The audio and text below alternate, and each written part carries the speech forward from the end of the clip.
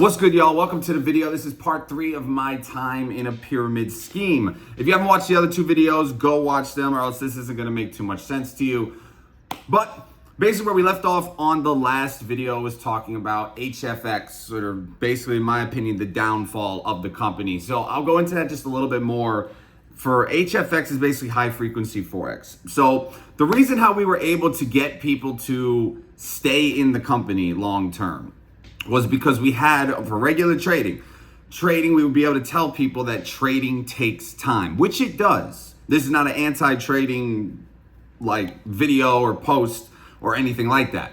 It does take time to learn. You're not going to get into trading, whether it's Forex, crypto, stock, or whatever it is. You're not going to get into trading and just start magically making money in your first couple months. It's not going to happen. It takes time. It is a skill set that you have to learn. But we were able to tell people that.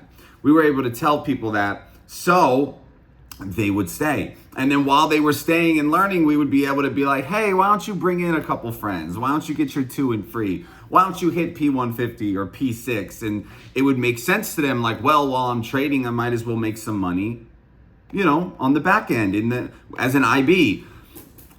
So that was able to get everyone to be able to stick with the company. That was kind of like the psychological part of it.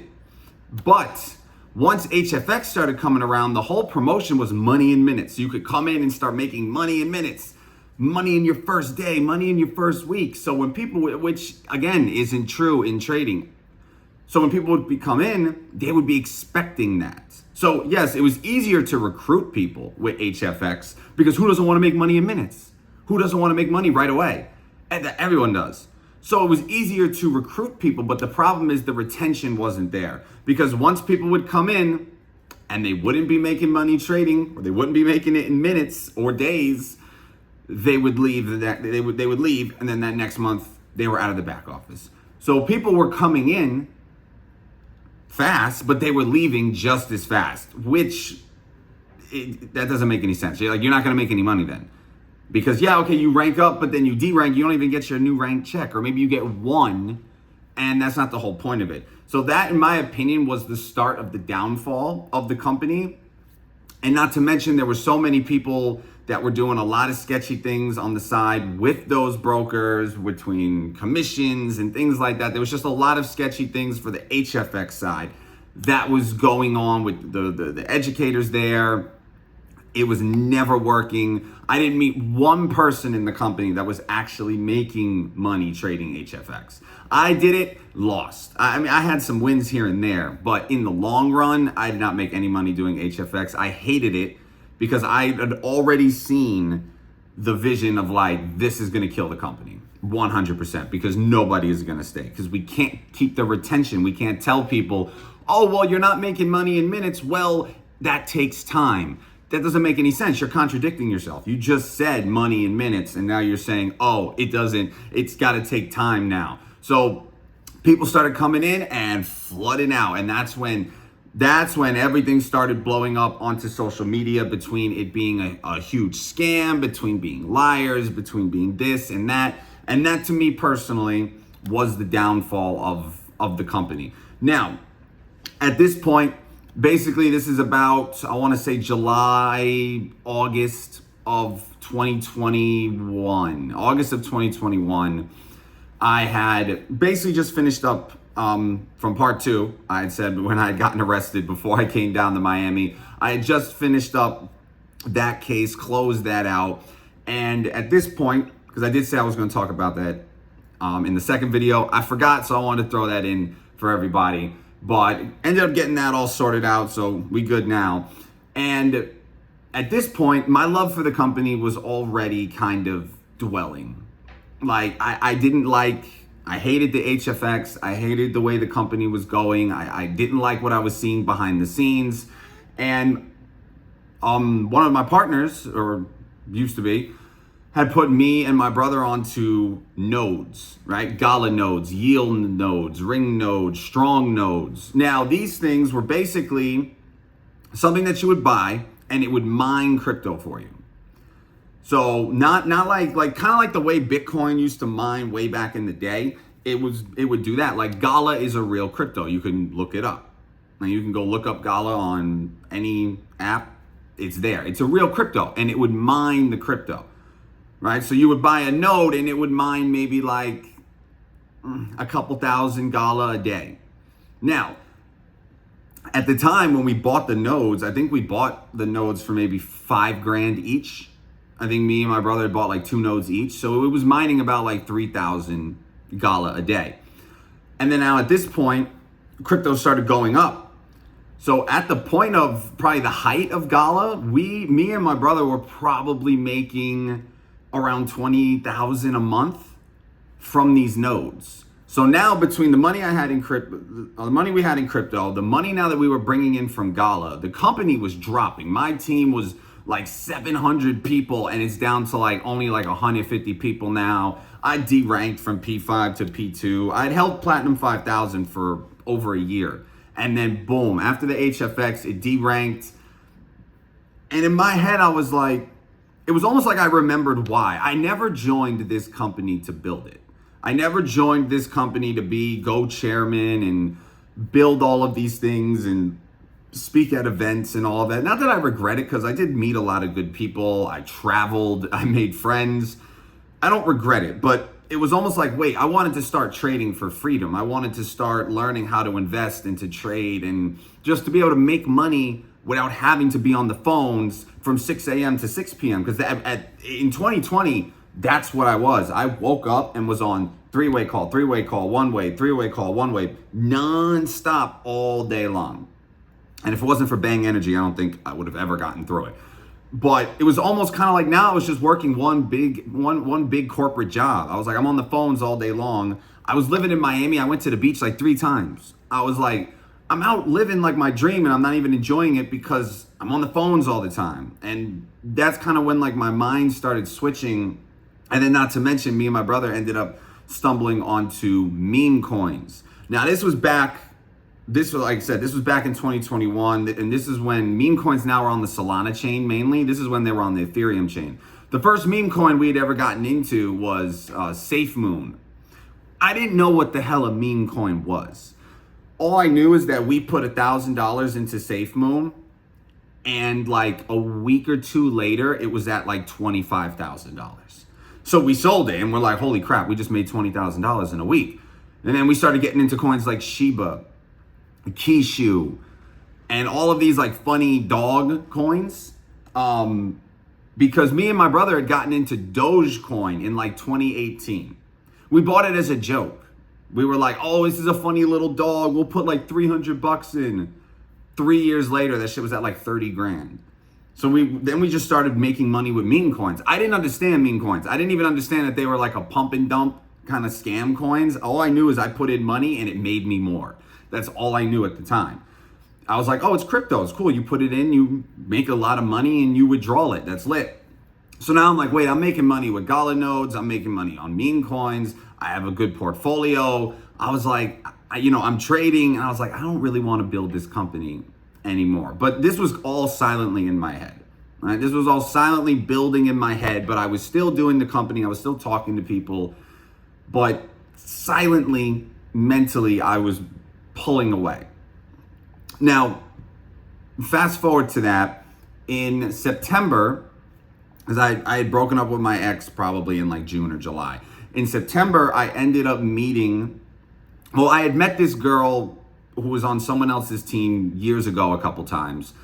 And this time, she had made like some post. She made some post about stock, because she's born in 2000. She made some posts about, I hate when people say that people born in the 2000s are kids. I'm 21. And I responded and I was like, you are a kid. And then that kind of started as like a joke. But then I realized, I was like, wait a second, I'm single. Like I can continue this conversation. I had been in a relationship like on and off for like 8 years. So I was like, wait, I can continue this convo. So she was living in Dallas. So we started talking and I ended up flying out to Dallas to kind of hang out with her, because that's also where a lot of my business partners were too. So I was like, I can go see her and I can go see all of my friends and everything over there and kind of just maybe get around. Maybe if I get around people again, my love will come back. I was kind of trying to force my love to come back to the company. Funny thing is, that girl that I'm talking about ended up moving in with me 2 months later to Miami, and we're still together to this day, like 5 years. Funny how that was happening. I was not looking for a relationship whatsoever. I had just gotten out of one. And boom, we're still dating to this day for 5 years. So that was kind of like a happy little coincidence right there. So that was a really good positive takeaway from that. But she ended up moving in, and I remember talking to her about it. And I was like, she had already kind of left the company. And I remember talking to her about it, and I was like, I don't want to do this anymore. Like, I don't have love for it. And she's always been super supportive. She's like, so then don't do it. If you don't want to do it, don't do it. And it was weird for me to want to step away, because this was like my whole life from 2018 to 2021. This was like everything. This was like, I'm going to be with this forever. I'm going to go Chairman 100. I'm going to, it's going to change my life. And it did change my life in amazing ways. Not just financially, but mentally, confidence. It gave me amazing confidence. Like, I was speaking in front of thousands of people live. I couldn't even speak in front of 5 people in my freaking math class. Like, it gave me a lot. There's no way I would be able to speak in front of a camera, back in 2018. No way. And now I'm fine with it. So like, it gave me confidence. It changed me up. I met great people, and I ended up meeting basically the love of my life from the company. So like, a lot of great things happened, but just my love was falling away from it. So there was my last event that I went to. It was in Houston, if I'm not mistaken. It was in Houston, and I was like, you know what? I'm gonna go to this event. I'm gonna go to this event and check it out. I'm just gonna go, and this will be my tell. This will be my take. If I go there and I feel it, I'm gonna keep doing it. But if I go there and, because the events are hyped, the conventions are hyped. You're there, everyone's jumping around and all that. So I was like, if I go there, and I'm gonna just find out. And again, my friends were going and everything. So I was like, cool, I'll catch a flight. I love to travel. I love planes. I love hotels. I have like over 200 hotel cards. I always kept the cards. It's like a weird, I don't know. Because I don't collect the plane tickets, because my tickets are always on my phone. So I always like to collect the hotel cards. I still do to this day. I don't know where my goal in that is, or what I'm trying to do with it. I just collect them. That, whatever. So I go to the event, and they're like rolling out, one of the parts, they're like rolling out this like travel service where it's like you can get a discount. I forgot what company or I think it was like World Ventures had went out of business, or they did a deal with World Ventures or something. I don't know, but it had nothing to do with trading. And I remember sitting at that event, and I knew it in my head. I'm like, I'm quitting. I was like, I'm done. I was like, it just felt way too much like network marketing now. I didn't feel like anyone was even trading anymore. Like, it didn't feel like it. And I remember I got back to the hotel room. I called up my upline, my mentor at the time, and I was like, yo, I'm out. I was like, I'm out. And it was funny because he kind of expected it, because he had noticed I wasn't in the chats anymore. I wasn't really hyping it up on my story anymore. He knew I was making good money elsewhere. And we talked for about like 20, 30 minutes, and, thanked him for all of it and everything. But I was like, I'm done. I'm out. And this was probably, I want to say November. No, yeah, I would say November of 2021. And I had completely left the company. I also called up my brother. And when I had left, my brother had left, because he was kind of feeling the same way. We were making great money on the side, doing other things, and his love for the company. Remember, he had hit P5,000, so he started seeing things. There was so much drama going on in the company at this time, between who's having sex with who's scamming who's doing commissions with who's cross-recruit. It was just so much drama, to a point where, like, I'm like 25 now. To a point when I joined, I was 21. It was like, oh, okay. But now I'm like, I'm 30 now. Drama, you can leave it at the door. I ain't got no business with drama. I don't care. No, I'm not doing drama. And there was just so much going on. A lot of bad things too. A lot of people were doing a lot of bad things, cultish things that I wasn't like. Look, I'm all for culture and having fun, but there was a lot of like, I mean, people were throwing like, there would be people, I swear to God, telling people like, oh, if you want to go chairman, make yourself throw up, and they would freaking do it. Like they would go and like stick their fingers down their throat and throw up. And in my head, I'm like, dude, that has nothing to do with success. You're just going to give them like gastritis or something. I was like, that's not how you make money. And then if people, they had this thing where like, if you said the word try, you had to do like 10 push-ups, which I understood to an extent. Like, I'm going to try to be successful. No, you shouldn't say that. I'm going to be successful. I understood where they were coming from, but to an extent, like, I'm not going to go to, like, if I'm going to go to a dinner, I'm going to say, hey, I'd like to try the salmon. I'm not going to do push-ups now. Like, that's what you say in regular life. I did it one time. I did the 10 push-ups because we were in front of everybody, and I was like, oh, build up the culture, whatever. After that, people would come up to me and be like, you said try during your training. I was like, yeah, I'm not doing push-ups, bro. Like, it just got so weird, and it felt way too cultish at this time. Like, it felt to a point where it was like, I don't even want to be associated with these people. The vibes were so bad. The vibes were so off that I had left. And honestly, everyone that I know had left before the company had basically just went under and blew up. Just imploded from the inside. And because everything went south with HFX. You had leaders that were sharing accounts, basically just start fighting each other, locking each other out of accounts. Like, imagine if you built up an account to making like $100K a month, and then with like your friend, and then they lock you out of the account. Like, it started being like really bad, because all of a sudden people started deranking, and then everyone started panicking because everyone went and got a lifestyle that was too expensive for them. Like me, I got a nice lifestyle, but I could afford it. I wasn't over jumping my lifestyle. Like, I knew if I wanted to, I could have put a down payment on a Lambo and gotten a Lambo. But I knew, yeah, but if this company disappears and I start, maybe having some red months trading, I'm going to lose this Lambo. Technically, I could have gotten the Lamborghini. I could have gotten the Rolls Royce and all of that. But I was like, yeah, but I don't want no evictions and repos and all of this stuff. Other people didn't. They just, boom, jumped right to the highest stuff, thinking that this is going to last forever, which we all did. But I always had like a weird feeling in the back of, in the back of my head and like in my stomach. I was like, ugh, like, I don't know which the way everything was going. But guys, that's my story. Basically, the recap. If you were to take me in a time machine all the way back to the day I joined this, I would do it all over again, without hesitation. I had some of the best moments in this company. I met some of the greatest people.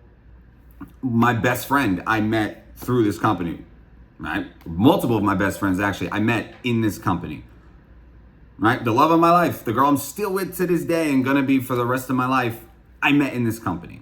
I was able to move. I was living in a garage, and now I live in Miami in a high rise. Like, I never thought that I would ever even see six figures in a bank account or in a portfolio. I had no idea about cryptos. I had no idea about trading. I never had confidence to be able to speak in front of people or cameras or mentor people or talk to people. And the company gave me all of that. So I have no regrets at all. It 100% changed my life. Again, this wasn't a hate bashing series, I guess. Part 1, part 2, part 3, I guess, a series. I wasn't hating it, bashing it. There was a lot of things once I had hit a certain rank that I saw that I just didn't sit easy with me and I didn't like. And yeah, guys, that's basically my whole story. I hope you guys like the series. I'm going to be dropping more things. Just about every single day, dropping videos, not about this anymore. That was the end of the series, but guys, I appreciate you guys. If you made it to the whole end of the video, like, subscribe, comment, do your thing. I'm out.